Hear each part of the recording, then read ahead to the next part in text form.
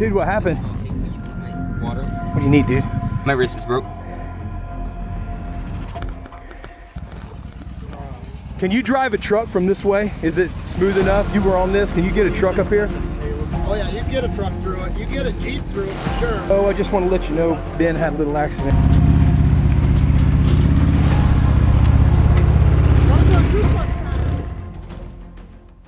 Now, I've been stuck.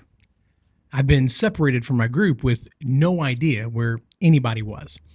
I've made an attempt on obstacles that, looking back, I had no business making. And the scary part isn't that it happened once, is that every single time I could see it coming. I just couldn't stop myself. So today, I'm not doing a gear review. I'm not doing a rally recap. I'm telling you about the 3 times adventure riding almost got the better of me. What I did wrong, what it actually cost me, and what I do differently now.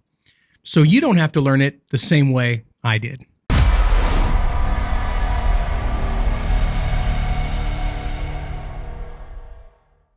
In this video, I'm counting down the top 3 most dangerous mistakes I've made while adventure riding. So if you enjoy adventure in dual sport and motorcycle stories, you're in the right place because I upload one new long form video every single week. I want to invite you to hit that subscribe button if you want more great adventure motorcycle content. Now, let's get into today's topic.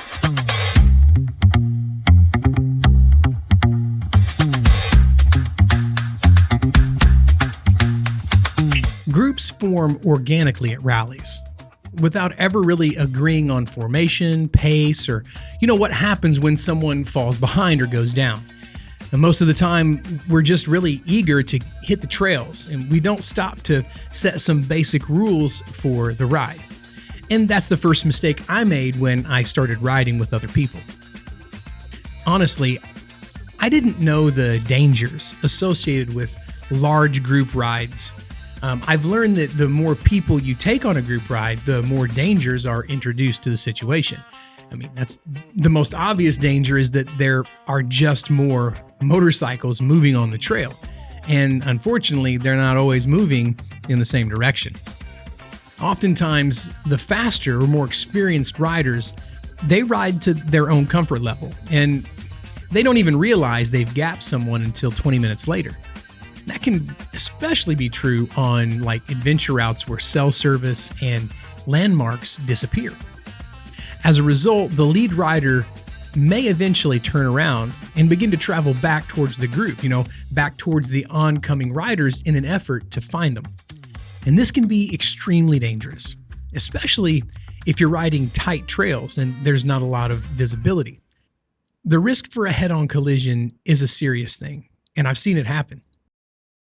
I was recently on a ride in South Dakota with some experienced riders, and I had this actually happen to me. My friend was involved in a head-on collision on a trail with low visibility. The crazy thing was he hit a member of his own riding party. Now, both bikes were totaled in the accident, and my friend ended up breaking his wrist and needing an emergency rescue team to recover him and the bike. Now, fortunately, we had some medical training, and we were able to react to the situation quickly. But not everyone is that fortunate. And the truth is that accident could have been a catastrophic experience for a less experienced group of riders, and we got extremely lucky. Here's what happened. We were all get together ripping through the Bulldog Canyon in South Dakota, just having a great time. It was a beautiful morning.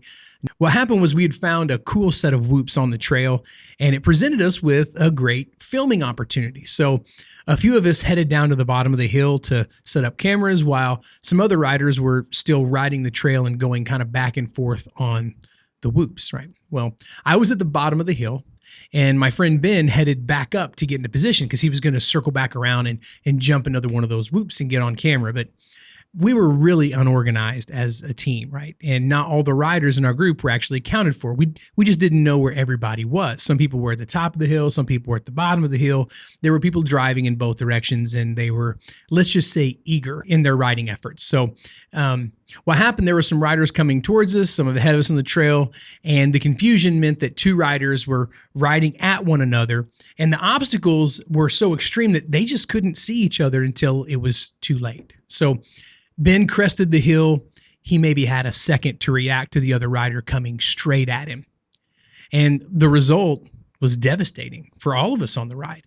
They just literally slammed into one another at probably close to 40 miles per hour. And the situation turned from, a lighthearted filming opportunity to a season-ending injury in just seconds. It's crazy how things can change quickly out there on the trail. You're in these remote places, and one minute you're laughing and enjoying the experience. The next, you can really be in survival mode. And that's exactly what it was like for us. We had made a rookie mistake, and we realized we were going to pay for it. Looking back, I can't help but wonder if it could have been avoided by taking just a couple steps before the ride actually began. Now, the Motorcycle Safety Foundation's documented group riding guidance is pretty clear. I went through and looked at this, and they suggest traveling in a staggered formation, limit your groups to 5 to 7 riders. They also suggest to hold a pre-ride meeting to set up your lead riders and your sweep rider. They want you to check your mirrors regularly for like trailing riders and have a prearranged regroup plan to prevent riders from getting separated. The truth is, we didn't do any of that. We all had enough experience that we just figured it'd be fine. We didn't have a clear leader. We didn't have an identified sweep rider for the trip, and the group was scattered, and we didn't know where everyone was at. So the lesson I learned is that pre-ride communication really matters. No matter how much time you have on the trails, you need to have a plan when you're riding with groups, especially when you're riding with someone new. Try to answer these questions before you set out for the day. 1, who's leading the group? 2, who's sweeping? And what should I do if I get separated from the group? See, those are all important questions that need answers before you actually leave the camp.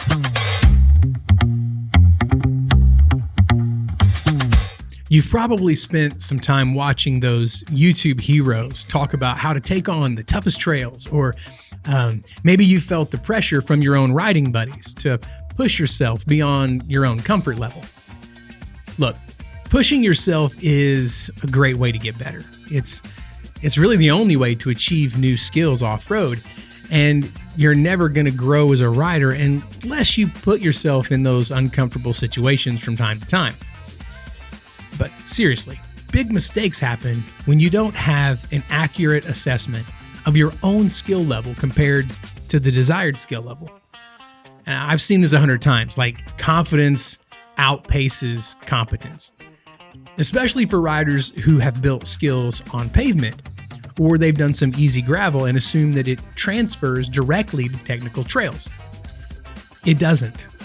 And no amount of positive thinking is going to change that. Skill is built through experience, and experience takes repetition.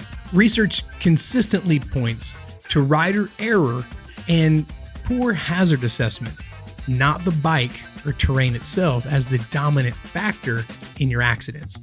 Now that means when you crash your bike, it's almost always a rider judgment error rather than a terrain or mechanical failure. The uncomfortable truth is this: most crashes happen because a rider fails to assess a hazard correctly before committing, not because the obstacle was unbeatable. This summer, I experienced this in real life. See, I was riding in the Shawnee National Forest, and I dislocated my left shoulder on a remote trail ride. Now, going into the ride, I knew the conditions were poor. I even said to a few of my friends that this trail was a bad idea. I even have a video on my channel called Bad Idea, where I outline the entire ride that day. It had rained for 2 days and made the trail extremely slick and unpredictable as well. And against my own better judgment, I allowed peer pressure to get the better of me. I chose to take my Pan America out that day, and I knew that the terrain was not right for that motorcycle. I should have chosen a smaller bike, like a dual sport bike, for the conditions, but I overestimated my own skill. I kind of let my ego get in the way, and I paid the price. Here's what happened. About a mile into the trail, we came up to a steep, rocky decline. Now, it was really slick, and we had fresh rain the night before. Downhill was full of these large, chunky rocks, fresh rainwater, and some of the washouts were slick from the rain we'd gotten too. So there was like that clay mud And my front tire was just, man, it was all over the place. As I worked down that hill, I truthfully didn't feel in control. But since I had ridden it many times before, I figured I make it through without really studying this. I've been here, I've done this before, and I committed to that downhill. My front tire, what happened was it found a wet tree root, and it immediately reminded me that my bike weighs 600 pounds and I'm 42 years old. And I was thrown over the handlebars. I fell several feet into a washout that was full of these large pointed rocks, and I landed squarely on top of my shoulder. I rolled a few times, and that was that. In the heat of the moment, I knew I was hurt, but my adrenaline was so high that I was able to recover my bike. I stood up the Pan American, and I actually rode on that trail for several more miles until the pain forced me to stop, and I had to kind of assess my injury. And I found it was definitely dislocated. And I was actually about 10 miles from the nearest bailout option. So with real no option to turn around, I knew the only way was forward. But I had to pop that shoulder back into place in order to make it to that bailout. So let me tell you, if you've ever had to reset your own dislocated shoulder on a remote trail, and it teaches you a few lessons. The first thing it taught me was to follow your instincts about the conditions you're riding in. Even if you have ridden an area before, weather conditions can change the terrain and make obstacles way more challenging than the last time you rode there. If something feels off, it's okay to get off of your motorcycle and, walk an obstacle first. Look at it. Take a fresh look at it in the conditions that you're riding in. Even if you've been on it before, remember the things change. Rocks move, rain creates new ruts, and you just need to be clear about what you're getting into before you commit to a line. The second thing it taught me is that pace needs to change according to riding conditions. The first time I rode the trail, it was dry. I had great traction. But on this ride, I knew early on things were different. My front tire never felt sticky. The motorcycle just didn't respond the way that I expected to. Mud was a little deeper. Rocks were just a little slicker. And honestly, I was exhausted from pushing myself for the previous 5 days. I was tired, and all of those conditions built on my exhaustion. Looking back, I made a lot of mistakes that day, but they all come back to not having a realistic view of my skill versus the terrain that day.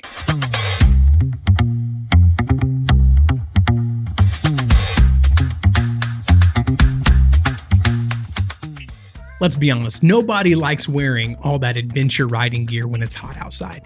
And it's even worse when you have to pack around 2 or 3 liters of water in your Camelback.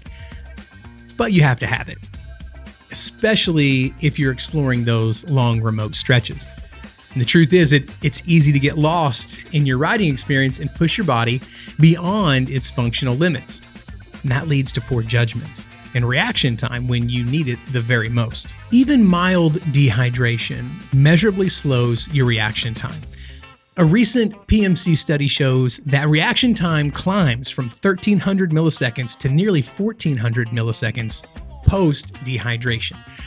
And I know that doesn't seem like a lot, but it's actually 12 to 18% slower reaction time when you really need it. I mean, think about it, guys.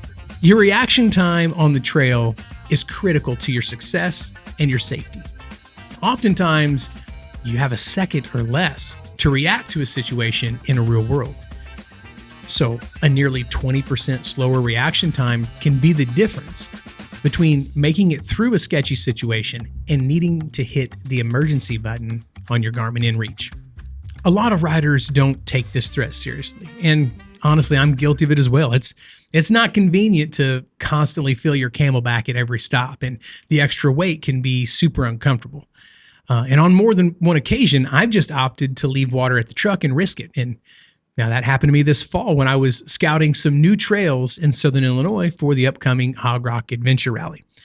I was actually out in the woods riding with 2 other friends, and we all were experienced riders, but we made some critical mistakes on nutrition and dehydration. With what was supposed to be a 4 or 5 hour scouting trip, it actually turned into a 10-hour test of survival. And we found ourselves at the bottom of a ravine, stuck in the mud with no great bailout options. We had no food, no water, no cell signal, and exhaustion was setting in. Now, I know what you're thinking. How do 3 experienced riders with a plan end up in that situation? And that's a fair question. The truth is it happens slowly and then suddenly. Now, looking back, we slowly made bad choices that compounded on one another for the whole day. Like, for instance, we were all on large adventure bikes to scout these advanced trails, which is not a great idea. Anyway, I was on a Honda Africa Twin. One of the other guys was on a Ducati Desert X. The other was on a T7. And, the terrain was super muddy. It was early spring, I think. And those bikes, they struggled all day in that mud. I dropped that Africa Twin probably like 10 or 12 times.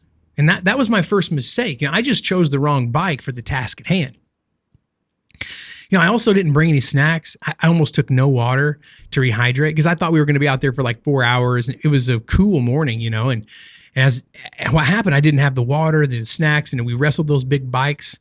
It just made things harder. Every recovery was more difficult than the last. And I just felt more and more depleted. And after several hours, we started to make subtle choices that were kind of sketchy. We chose just head down trails that we didn't know where they went, and we wanted to explore more remote areas, not really having an exit plan. And so the downward spiral was slow. It was just lack of paying attention to our bodies, and then one bad decision after another. Then suddenly we hit a wall of exhaustion. We found ourselves in a dangerous situation where, our mistake was pretty clear. The trail ended. There was no way forward. And to turn around meant miles of difficult riding that we barely made it through the first time. We were stuck. We didn't have any water. We didn't have any food, had no way to communicate our situation. And at that moment, we all stopped and we had a group discussion. We sat down and we talked about our options. And it was a critical moment where really we only had one chance to make the right choice. So we took our time, weighed the risks. Fortunately, we were able to create a plan to get out of that situation. But man, it was a moment that taught us, and it changed the way I approach scouting trips in remote areas.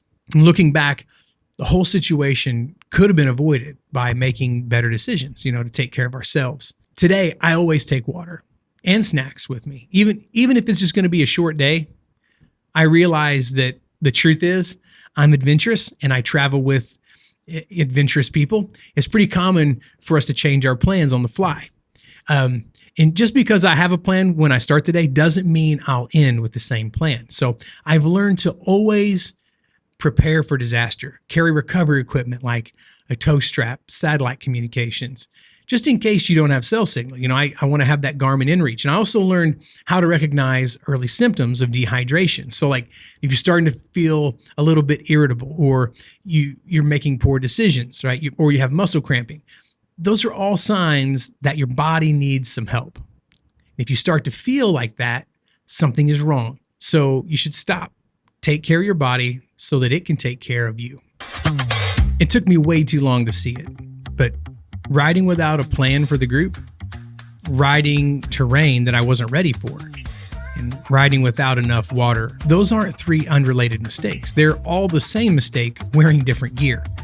See, every one of them came from assuming things would just work out because they always had before. Adventure riding is going to keep testing you like that. It's supposed to, right? That's half of why we do this thing. But there's a difference between the risk you choose and the risk you don't see coming. My job with this channel isn't to talk you out of pushing your limits. Heck, I want to encourage you to do that. But it's to make sure that when you do, it's on purpose. So if you've got a story like the one of mine, a moment where you got lucky, I want to hear it. Drop it in the comments.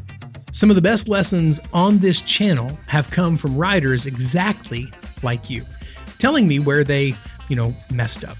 And if you want to see where some of this actually played out, including the ride that led to a dislocated shoulder, I'll link it here for you to check out.